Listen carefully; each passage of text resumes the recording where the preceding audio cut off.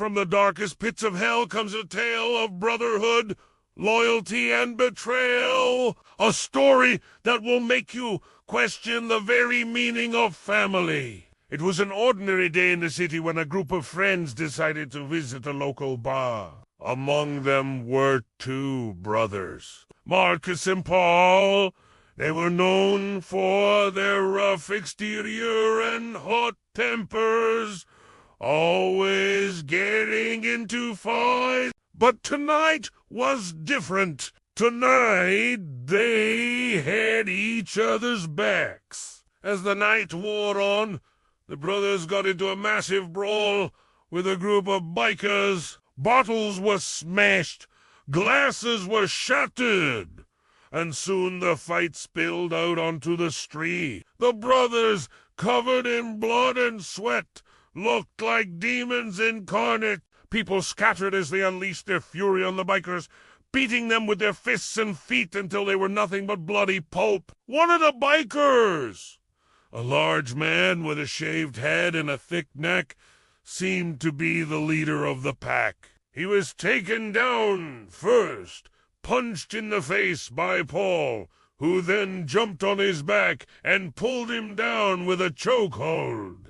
The man struggled to free himself, but Paul was relentless, squeezing tight until his face turned the color of a ripe tomato. With a final shudder, the big man slumped to the ground, his eyes bulging out, his tongue lolling out of his mouth. But it wasn't over yet. The brothers turned their attention to the rest of the bikers, smashing bottles over their heads and kicking them while they were down. The other men screamed and begged for mercy, but the brothers weren't having it. They wanted more. Suddenly a voice boomed above the din of the crowd. "That's enough!" Startled, the brothers turned to see a tall, muscular man with a shaved head and a menacing stare. It was Bruno, the bouncer. He was known for his no-nonsense attitude and his, iron fist. As Bruno approached, the crowd parted like the Red Sea.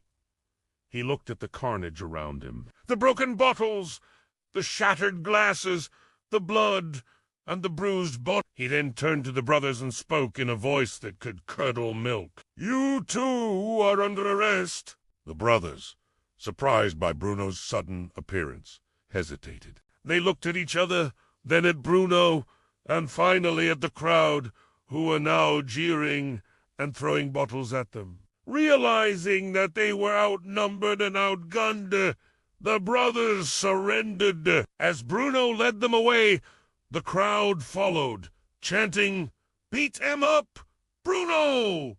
Beat him up!" The brothers, ashamed and defeated, hung their heads in silence. Later that night, at the police station, the brothers sat in separate cells, each contemplating the events of the evening. They had taken their anger and frustration out on the bikers, but in doing so, they had also hurt themselves. They had shown the world the dark side of brotherhood, a brotherhood that turned violent and destructive. The next morning, the brothers were released from custody, much to the relief of their lawyer, who had been summoned by their parents. As they walked out of the station, they saw their parents waiting for them in the car. Without saying a word, the brothers got into the car and their parents drove them home. That night, the brothers didn't sleep in their own bed. They slept in the living room, curled up on the floor, away from the comfort and warmth of their beds, a punishment given to them by their parents. The brothers were ashamed and afraid, but they knew that what they had done was wrong. They had betrayed the very thing that made them who they were, their brotherhood.